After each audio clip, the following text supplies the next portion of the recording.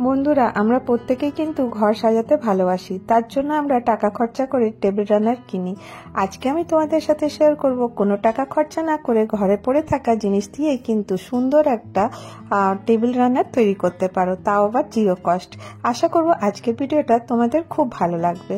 তো এখানে আমি নিয়ে নিয়েছি একটা ক্যারি ব্যাগ। ক্যারি ব্যাগ আমাদের প্রত্যেকের ঘরেই থাকে, তো এই রকমের একটা ক্যারি ব্যাগ নিয়েছি। ক্যারি ব্যাগটা আমি এইভাবে খুলে নিচ্ছি।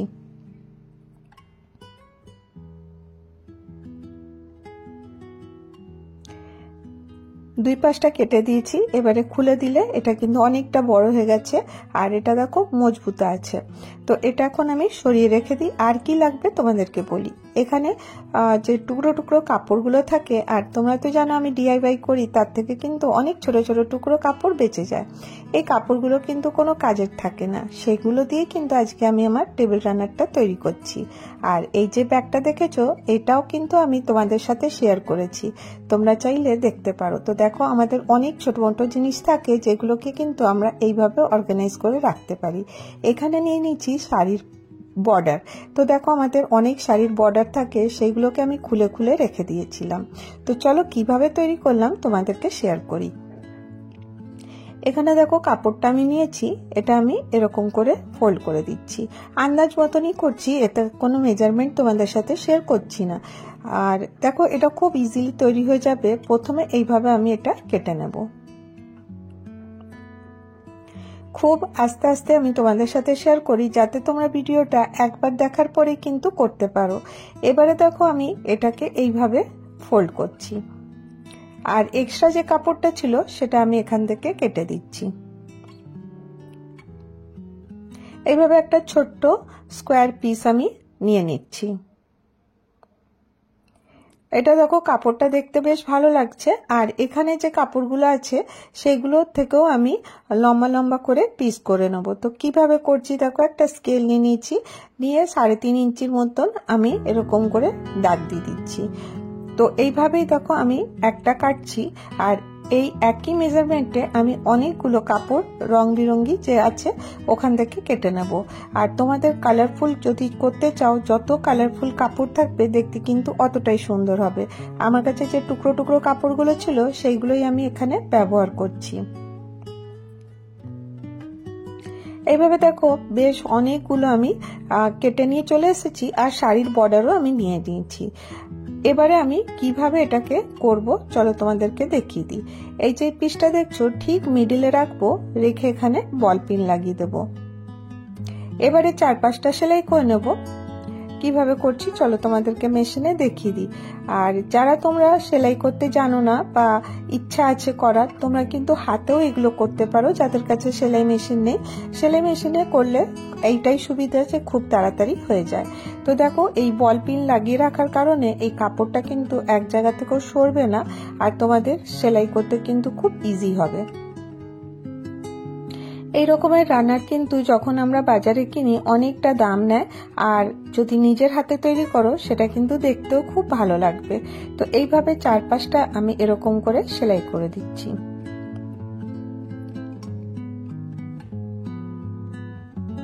এবার দেখো, এটা করে দেওয়ার পর ঠিক তার উপর থেকে আমি শাড়ির একটা বর্ডার নিয়েছি। কালার কম্বিনেশন তোমরা তোমাদের ইচ্ছে মতন দিতে পারো।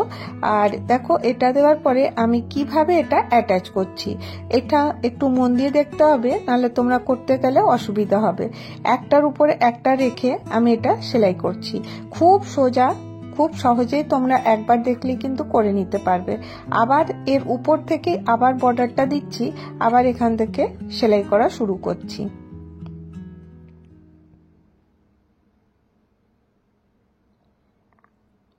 যেই শেষ হবে ঠিক এই জায়গাটাতে আবার আমি এখান থেকে কেটে নেব।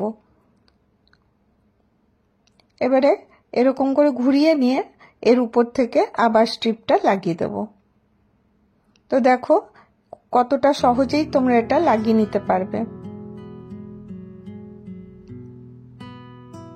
লাগানো হয়ে গেল, এক্সট্রাটা আমি কেটে নেব।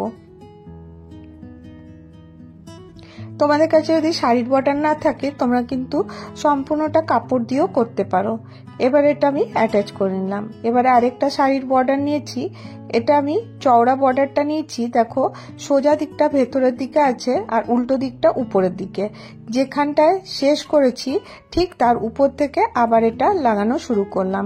ব্ল্যাকটা লাগানো হয়ে গেছিল, ভিডিওটা স্কিপ হয়ে গেছে, তাই আমি তোমাদেরকে এটা দেখিয়ে দিচ্ছি। এটা যেভাবে লাগিয়েছি ঠিক সেইভাবেই ব্ল্যাক কাপড়টাও এইভাবেই লাগিয়েছি। এরকম করে একটার উপরে একটা রেখেছি আর সোজা দিকটা কিন্তু ভেতরে আছে, উল্টো দিকটা উপরে আছে। এই কোণা পর্যন্ত এসেই কিন্তু স্টপ করে দিতে হবে আর এখান থেকে কাঁচি দিয়ে কাপড়টা কেটে নিতে হবে। এবারে দেখো এটা এরকম করে সোজা করে নেব আর হাত দিয়ে চেপে দেবো, তাহলে কিন্তু এটা সুন্দর করে বসে যাবে। এবারে আবার আমি শাড়ির বর্ডারটা নেব ভেতরের দিকে। দেখো এরকম করে তোমরা স্ক্রিনে দেখেই বুঝতে পারবে আমি কিভাবে করছি। এই দেখো যে সোজা দিকটা আছে ওটা কিন্তু ভেতরের দিকে আছে, উল্টো দিকটা উপরের দিকে আছে। আর এইভাবেই আবার আমি সেলাই করব। যেই এখানটা এসে যাবে লাস্টে সেটা আমি এখান থেকে কাট করে দেবো। আবার ওইভাবেই বসাবো, বসিয়ে আবার এরকম করে সেলাই করব। এটা হয়ে যাবার পরে দেখতে কিন্তু খুব সুন্দর লাগে। আর যত রং বেরঙি কাপড় থাকবে তোমাদের এই জিনিসটা কিন্তু অনেক সুন্দর লাগবে। তো দেখো এই রকমের বাড়িতে যদি ছোট ছোট টুকরো কাপড় পরে থাকে ফেলে না রেখে তাড়াতাড়ি বানিয়ে নাও। আর বানিয়ে তোমাদের কেমন লাগছে তখন তোমরা একটা কমেন্ট করো। তো দেখো এইভাবে আবার একটা কাপড় এরকম করে রাখছি, রেখে আমি এটাকে আবার সেলাই করে দিচ্ছি। পুরোটাই তোমাদের সাথে শেয়ার করছি যাতে তোমাদের করতে অসুবিধা না হয়। তো দেখো এইভাবে করলে পারে কত তাড়াতাড়ি এটা কিন্তু কভার হয়ে যাবে। এটা কিন্তু তোমরা বড় ম্যাটও বানাতে পারো, যদি কাপড় বেশি থাকে সেটা দিয়ে কিন্তু করে নিতে পারো। এটা কমপ্লিট হয়ে গেল। এটা এরকম করে দেখো সোজা করে দিচ্ছি, হাত দিয়ে চেপে দেবো, তো দেখো সুন্দর করে বসে যাবে। আবার নেক্সট আবার একটা কাপড় নেব, নিয়ে ঠিক ওর উপরে রাখবো, দিয়ে সেলাই করে আবার এরকম করে খুলে দেব। তো দেখো মোটামুটি বেশ অনেকটা কমপ্লিট হয়ে গেছে। কোথাও আমি বর্ডার দিয়েছি, কোথাও আমি কাপড় দিয়েছি। তোমাদের যেরকম সুবিধা হবে সেরকম করে করবে। বর্ডার দিলে কি আছে, উল্টো করে দেওয়ার দরকার নেই, ডাইরেক্ট দিয়ে দিতে হবে আর সেলাই করে দিতে হবে। তো চলো এরকম করে সম্পূর্ণটা আমি ফিল আপ করে নিয়েছি। তো দেখো এখানে কিছু কিছু কাপড়গুলো কিন্তু এক্সট্রা আছে, তো এটা যখন করব তখন কিন্তু না কেটে পরে এটা আমি সুন্দর করে কেটে নেব। তো দেখো এইভাবে এটাকে হাত দিয়ে চেপে নিলাম।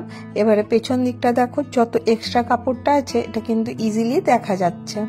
এতে তোমাদের কি হবে, তোমাদের এখানে কাজটা করতে সুবিধা হবে। এরপর ঠিক মার্জিনে এরকম করে কেটে দাও। এবারে এক্সট্রা কাপড়গুলো সব সরে গেল।